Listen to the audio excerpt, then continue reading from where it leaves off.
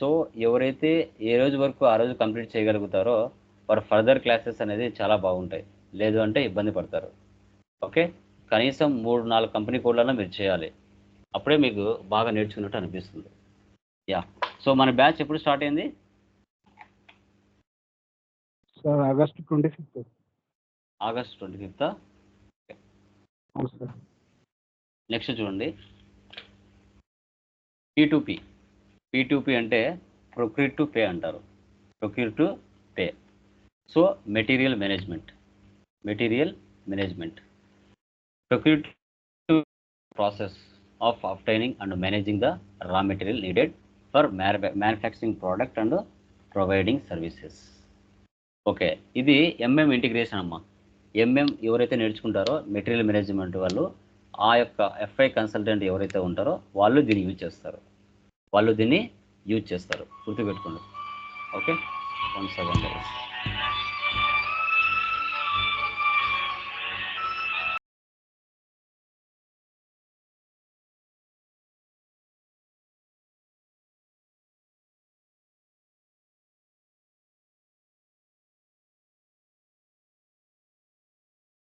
Yeah, ఇక్కడ చూడండి, ఇది ఏంటంటే మెటీరియల్ మేనేజ్మెంట్ అంటే ఏంటంటే మన బిజినెస్ మార్కెట్లో ఉన్న ఎన్ నెంబర్ ఆఫ్ సప్లయర్స్ దగ్గర నుంచి స్టాక్ ఆర్ గూడ్స్ని పర్చేజ్ చేసేటప్పుడు దీన్ని ఉపయోగిస్తారు.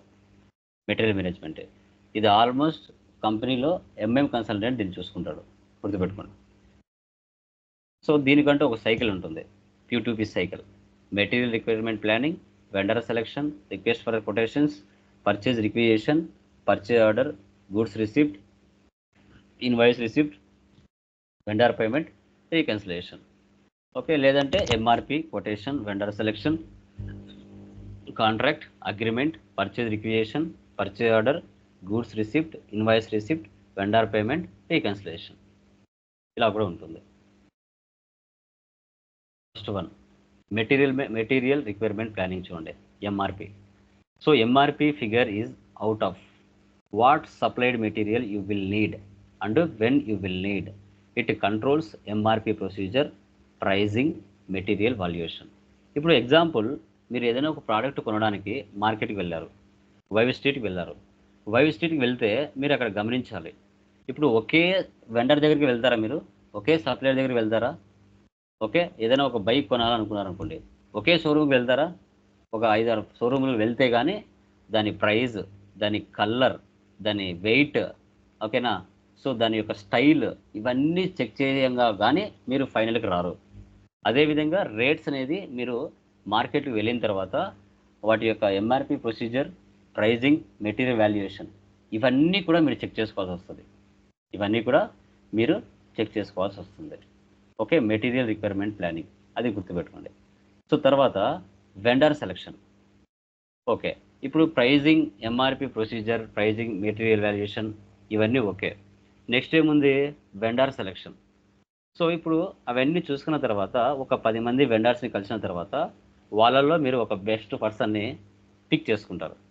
Vendor selection is the most important step P2P process with the help of obtained quotation from sources by comparing the vendors are selected. Okay, ఇప్పుడు వెళ్ళిన తర్వాత అందరి వెండర్స్ దగ్గర నుంచి మీరు ఏం చేస్తారంటే కొటేషన్ తీసుకుంటారు. ఓకే, ఆ కొటేషన్లో అందరి కొటేషన్స్ ఒకసారి చెక్ చేసుకుంటారు. ఎవరు ఎక్కువగా బెనిఫిట్స్ ఇస్తున్నారు అనేది మీరు వెండర్ సెలెక్షన్లోనే సెలెక్షన్ అనేది చేసుకుంటారు. తర్వాత రిక్వెస్ట్ ఫర్ కొటేషన్ అన్నారు. సో ఇక్కడ అందరి దగ్గర కొటేషన్స్ అనేది తీసుకొని ఎవరి దగ్గర బెస్ట్ సర్వీసెస్ ఉంటుందో వాళ్ళని మీరు సెలెక్ట్ చేసుకుంటారు. Requesting potential vendors to submit A quotation for goods and services. Quotation contains vendor terms and conditions. ఆ కొటేషన్స్లో వాళ్ళ యొక్క క్రెడిట్కి ఎంత ఇవ్వగలుగుతారు, ఎంత టైం మనకి ఇస్తారు, ఓకేనా, ఎంత తక్కువ ప్రైస్ మనకి ఇస్తారు, వాళ్ళ యొక్క టర్మ్స్ అండ్ కండిషన్స్ ఏ విధంగా ఉన్నాయి, ఇవన్నీ కూడా మీరు రిక్వెస్ట్ ఫర్ కొటేషన్లో మీకు అన్ని రకాలుగా ఒకే అయితేనే మీరు తీసుకుంటారు. అది కూడా మీరు గమనించాలి. తర్వాత మీరు చూసుకున్నట్లయితే పర్చేజ్ రిక్విజిషన్. ఈ యొక్క పర్చేజ్ రిక్విజిషన్లో ఏంటంటే ప్రతి కంపెనీలో డిపార్ట్మెంట్స్ కామన్గా ఉంటాయి. ప్రతి కంపెనీలో డిపార్ట్మెంట్స్ అనేది కామన్గా ఉంటాయి.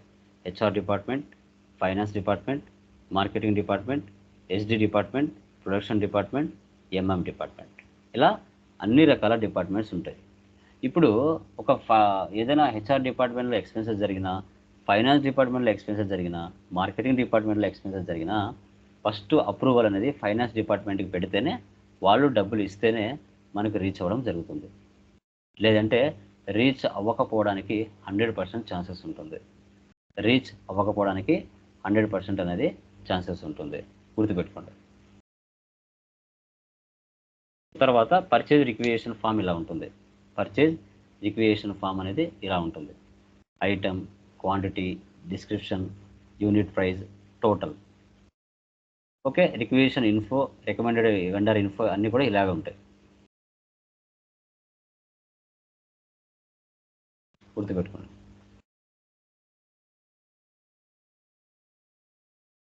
Purchase order.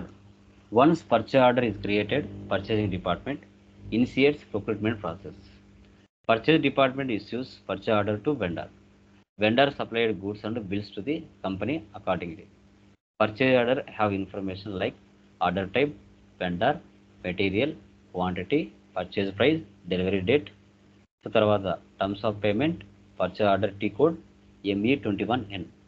ఓకే, ఇప్పుడు మనం ఒక ఆర్డర్ అనేది పెడుతున్నప్పుడు దాంట్లో ఆ ఆర్డర్లో ఉండవలసిన మినిమం ఇన్ఫర్మేషన్ ఏంటి? Order type, vendor, material, quantity, purchase price, delivery date, terms of payment, ఇవన్నీ కూడా కంపల్సరీగా ఉంటాయి. ఇవన్నీ కూడా కంపల్సరీగా ఉండడం జరుగుతుంది. దీనే పర్చేజ్ ఆర్డర్ అంటారు. ఓకే, సో తర్వాత కంపెనీ నేమ్, పర్చేజ్ ఆర్డర్ యొక్క కంపెనీ నేమ్. సో ఏమేమి ఫిల్ చేస్తారు, ఐటమ్స్ ఏంటి, డిస్క్రిప్షన్ ఏంటి, ఎంత క్వాంటిటీ, ఎంత ప్రైజు, టోటల్ వాల్యూ ఎంత, ట్యాక్స్ ఎంత, కస్టమర్ ఎవరు, ఇవన్నీ కూడా పర్చేజ్ ఆర్డర్లో మెన్షన్ చేయాల్సి వస్తుంది. తర్వాత next goods receipt. Goods receipt when organization received goods. Goods receipt posted in SAP using T code MIGO accounting entry for goods received as follows. Inventory account data to GRIR clearing account. Inventory account data to GRIR clearing account. మీకు ఇంటర్వ్యూలో అడిగినప్పుడు కూడా మీరు చెప్పాలి. Goods receipt అనమాట. So ఇక్కడ inventory account data to GRIR clearing account అని మనం చెప్తాం. ఓకే, సో తర్వాత invoice receipt when organisation receives invoice receipt posting in SAP using T code MIGO accounting entry for goods receipts is follows. GRIR clearing account data to bank clearing account. GRIR clearing account data to bank clearing account. ఇది మీకు ఇంటర్వ్యూలో అడిగినప్పుడు కూడా మాన్యువల్గా చెప్పాలి. GRIR అంటే goods receipt, IR అంటే invoice receipt అంటారు. ఓకే, మీకు ఇంటర్వ్యూలో కూడా అడుగుతారు పర్చేజ్ ఆర్డర్కు ట్రాన్సాక్షన్ ఉందా అని అడుగుతారు. మీరు ఇప్పుడు చెప్పాలి పర్చేజ్ ఆర్డర్కు ట్రాన్సాక్షన్ లేదు అని చెప్పాలి. ఉంది అని చెప్పారనుకోండి, సో మీరు ఫేక్ అని తెలిసిపోతుంది. సో తర్వాత vendor payment can be done through manually F-53, automatically F110. Vendor account data to bank clearing account. తర్వాత reconciliation after receiving bank statement is uploaded in SAP automatic reconciliation happens. We have accounting entry is follows. Bank clearing account data to main bank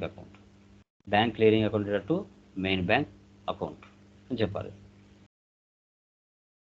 ఇది P2P యొక్క information. ఇది order process. ఇది FI to MM integration అనేది MM consultant వాళ్ళు చేస్తారు. Maximum ప్రతి company వాళ్ళు ఉంటారు, వాళ్ళు దీని ఇంటిగ్రేషన్ పార్ట్ అనేది చేస్తారు. బట్ మనం కూడా తెలుసుకుంటే చాలా వరకు బెటర్ అవుతుంది. బట్ మన వరకు రానివారు సూపర్ సీనియర్స్ చేస్తారు. Next O2C SD process, sales and distribution. Definition: order to cash is a set of business processes that involve receiving and fulfilling customer request for goods or services. It is a top level. ఇక్కడ చూడండి.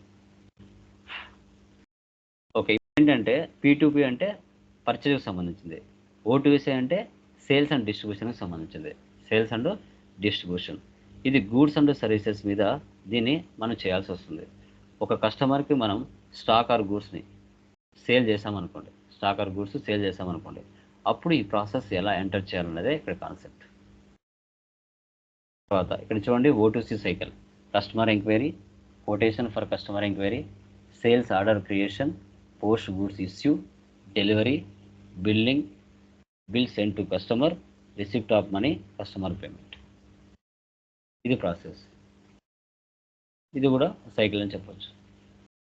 Sales order, availability check, outbound delivery, transportation, picking, goods issue, billing, payment process. O2C process steps, transaction code, accounting entries. Enquiry VA11 no, quotation VA21 no, sales order VA01 no. వీటి ఏ వాటికి కూడా transaction codes ఉండవు. తర్వాత post goods issue PGI VL01N yes, వీటికి accounting entry ఉంటుంది. Delivery దీనికి ఉంటుంది. బిల్లింగ్, రిసిప్ట్ ఆఫ్ అని, వీటన్నిటికీ కంపల్సరీగా అకౌంటింగ్ ఎంట్రీస్ అనేది ఉన్నాయి. అది కూడా మీరు గమనించాలి. తర్వాత customer order is documented. The order is fulfilled or the service is scheduled. The order is shipped to the customer, the service is performed. An invoice is created and sent to the customer by accounts receivable. The customer sends payment that is collected by the company. The payment is recorded in the general ledger. ఇవి important steps కింద మనం తీసుకొస్తాం. Okay, ఇక్కడ మీరు చూస్తే first enquiry. ఇప్పుడు మనం ఏదైనా ఒక ప్రోడక్ట్ కొనడానికి వెళ్ళినప్పుడు మనం ఎలా ఎంక్వైరీ చేస్తామో, సో అదేవిధంగా ఒక కస్టమర్ తను కొనాలనుకున్నప్పుడు అతను కూడా అలాగే ఎంక్వైరీ చేస్తాడు. ప్రైస్ చూస్తాడు, సర్వీస్ చూస్తాడు. ఓకే, సో తర్వాత ఎంతమంది ఏ ప్రైస్తో ఇస్తున్నారు అనేది చెక్ చేసుకుంటాడు. చెక్ చేసుకొని కొటేషన్ అడుగుతాడు. ఆ కొటేషన్లో మనకి ఇంత క్వాంటిటీ తీసుకుంటే ఇంత రేటు, ఇంత లక్షలు తీసుకుంటే ఇంత రేటు అని మనము ఒక రెఫరెన్స్ నెంబర్ అనేది ఎంక్వైరీలో జనరేట్ అయి ఉంటుంది. ఆ ఎంక్వైరీలో నెంబర్ ఏదైతే జనరేట్ ఉందో ఆ నెంబర్తో, ఎంక్వైరీ నెంబర్తో కావచ్చు, వితౌట్ ఎంక్వైరీ నెంబర్తో కావచ్చు, మనం కొటేషన్ అనేది ఇస్తాం. ఇక్కడ కొటేషన్ అనేది మనం ఇవ్వడం జరుగుతుంది. ఓకే, తర్వాత సేల్స్ ఆర్డర్. ఓకే, వాళ్ళు ఇచ్చిన ఎంక్వైరీ నెంబర్, కొటేషన్ నెంబర్తో మనం ఒక రెఫరెన్స్ అనేది ఇక్కడ క్రియేట్ చేస్తాం. చేసి వాళ్ళు ఏమేమి ఆర్డర్ పెట్టుకున్నారు, దానికి సంబంధించిన ప్రైజెస్, దానికి సంబంధించిన ఇన్ఫర్మేషన్ అనేది సేల్స్ ఆర్డర్లో మనం ఇస్తాం. ఇచ్చిన తర్వాత వాటన్నిటిని ప్యాక్ చేసి post goods issue, packed and shipped to the customers, given shipping address as per the sales order. As per the sales order, post goods issue is the steps where goods are being picked by warehouse. అని మీరు చెప్పాలి. So ఇక్కడ మీరు గమనించాలి, packed and shipped to the customers, given shipping address as per the sales order. We have accounting entries as inventory is being credited against the cost of goods sales, debited. General ledger accounts associated with the cost of goods sales and inventory is affected by respectively. Post goods issue అని చెప్తాం. తర్వాత delivery follows post goods issue. Delivery is the actual full payment of goods to the customer shipping address. So ఇక్కడ ఏం చేస్తాం, అతని అడ్రస్కి మనం పంపించేస్తాం. At delivery stage we have accounting entries in the books. At this stage we debit revenue account and credit customer account. Transaction code for delivery is VL01N. So తర్వాత billing. At billing stage we send the bill to customer for the goods delivered. We have accounting entries at this age where we debit customer and credit cash account. Transaction code for billing in SAP is VF01.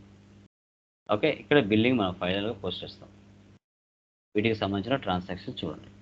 Sales order క్రియేషన్కి VA01, దీనికి ఎలాంటి sales ఆర్డర్కి ఎలాంటి transaction ఉండదు. తర్వాత VL01N, even here no accounting document gets generated. తర్వాత post goods issue, దీనికి ఉంటుంది accounting entry, cost of goods sold and inventory account. అని మనం చెప్పొచ్చు. తర్వాత billing of document. So customer account to sales account.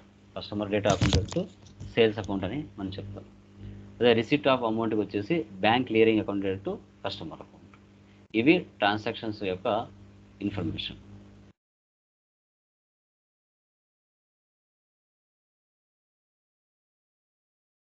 Okay, clear? ఏమైనా doubts ఉన్నాయా దీంట్లో థియరీలో? Anyone please confirm. థియరీలో ఏమైనా డౌట్స్ ఉన్నాయా?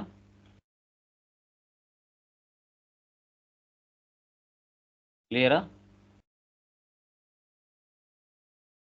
సార్ యా, అవి చేయండి. సో తర్వాత రిమైనింగ్ చూద్దాం. Okay, done guys.